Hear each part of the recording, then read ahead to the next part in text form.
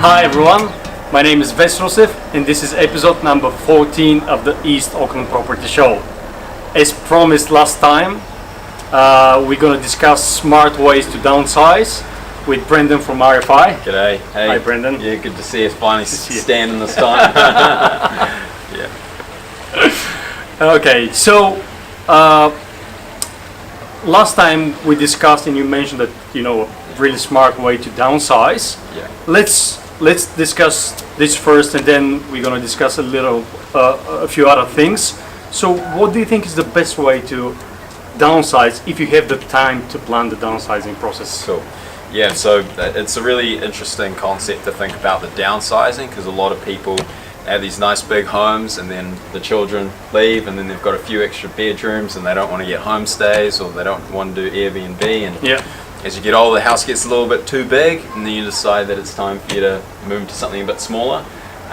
So if that's your plan in the next 10 years, also a lot of people use it to repay some of the mortgage and have a little bit of cash left over. Mm-hmm. If you know with certainty that you want to downsize, my question is, if you've got the time, why don't you do it today? Right? And the reason why I say why don't you do it today is because you might be 50 or you might be 55, but you've still got the income that you can actually show to purchase that property today. So rather than waiting, say, another 10 years or a little bit longer, or say around that 10-year mark, you could purchase another property today, the one that you're going to live in, and keep it as a rental property. You can put tenants in it for now. That'll help pay the mortgage, and you could put it on an interest-only term potentially. And then you can keep the property, and that way, if the property goes up in value, you're not paying that price in the future for that property, right? Yeah. So we've seen what's happened in the Auckland market over the last couple of years, and house prices have increased astronomically. If you're looking to downsize in Auckland, there's the likelihood that will happen again in the next 10 years. Mm-hmm. So instead of selling your property then, and then paying that price in 10 years for a house, which could be double, you could buy it today at half price, and then potentially even turn your home that you own now into a rental in the future, or you could put that on the market, ended up selling that and having a lot more cash left over for retirement as well. And again, it comes down to, if you're getting closer to retirement, you're getting closer to super, you're not going to be able to show the income needed to be able to purchase and borrow more money at the banks. Okay. They're not going to want to lend because, if you're going to super, it's unlikely you can afford $1 million mortgage. Yeah. I think that, it's around 26,000 or so, the super income. Mm-hmm. Certainly not enough the interest rate would have to be less than 2.6% on interest only for you to just cover the interest repayments. Mm-hmm. But then you've got to remember you got to eat, and then you got to pay for the electricity and the gas bill and stuff. So yeah, if you've got time, I'd say take action today and find a property that you're interested in. And okay, so so what are the steps if you have the time and you can plan it and you can afford to do it? Mm-hmm. What are the steps for someone who is 50 or 55 to? Yeah. Perfect. So this is a very niche scenario, and I think a lot of people need to get the financial advice surrounding it because everyone's situation at this age is vastly different. Yeah. A first home buyer is a first home buyer. They got a deposit and they have some cash coming in from, they've just got 2 jobs. The husband's working at Fonterra and his wife's working over in the city in PwC or KPMG, and they've got good income, no children, stock standard lending application. But for anyone around this age, 50, 55, you've got a property, we don't know which one it is, you've got some debt on the property as well, how much is it? You're with a particular bank, which bank is it? What are their lending policies? You've got some form of income. You might have a business, you might still be on PAYE, and everyone's scenario is very different, and depending on what you want as well, and what you want over the next 10, 20, 30, because if you're 50, you might live another 30 years, right? So you got to keep in mind there are so many variables, and you need to discuss that, because if you try planning it yourself, you're going to run into the obstacles, but at least with a financial advisor, they're going to point out when those obstacles are going to come out. And at least you know how to deal with them. Yeah. Okay.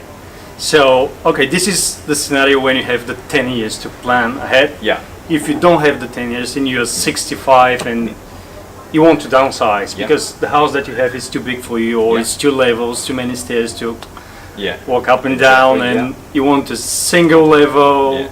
easy to maintain property. Yeah. What are the best steps for people who are looking to do that? In that instance, this can't be specific to your scenario. You're still going to have to get advice around it. But I would say if you're looking to downsize now and you don't have the time to hold the property, watch it grow, put tenants in it for Yeah. a while, watch your property grow, and you've got to sell, you've got to buy one and sell yours, then please do it in that order. You've got to find the property first that you really want to buy.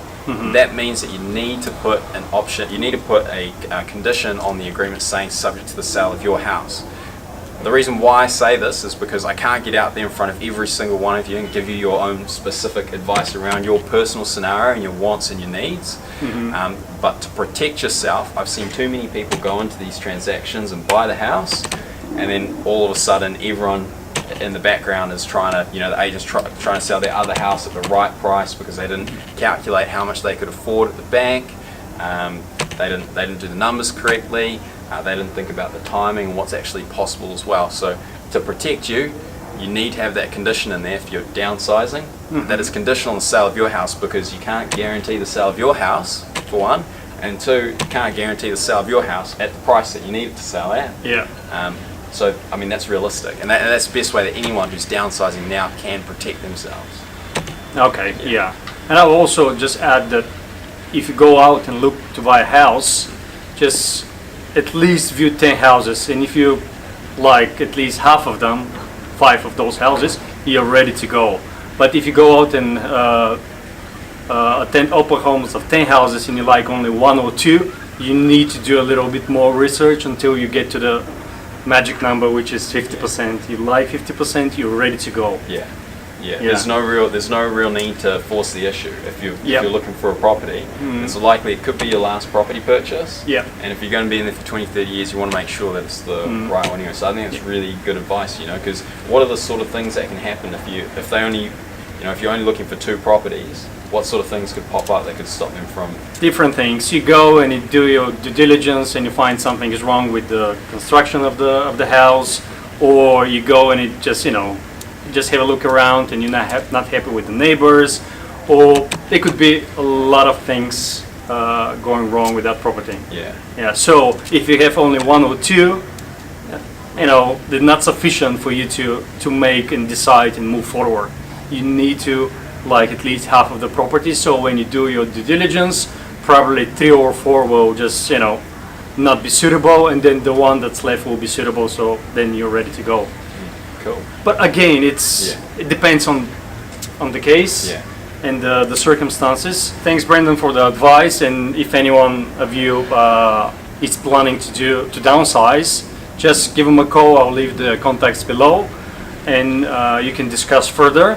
Next time, we're going to talk about how to buy your investment property.